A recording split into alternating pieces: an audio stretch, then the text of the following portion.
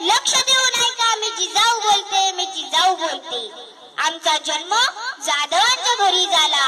तेव्हा आनंदाने दारात रांगोळ्या काढल्या गेल्या, तोरण लावली गेली, हत्तीवरून साखर वाटण्यात आली आणि आमचं नाव जिजाऊ असं ठेवलं. आईच्या इच्छेखातर आम्ही 6 भाषा शिकलो. शिवबाराजे हे आमचे सर्वात धाकटे रत्न.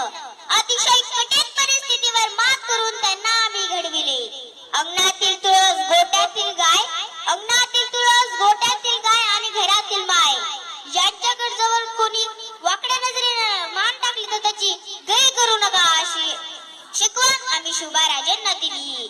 आम्ही पाहिलेले स्वराज्याचे स्वप्न ते त्यांनी पूर्ण केलं.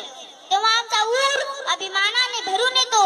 म्हणूनच म्हणते बाळांनो, तुम्ही पण शिवबासारखे खूप अभ्यास करा, खूप मोठं आणि आई बाबाचं नाव मोठं करा.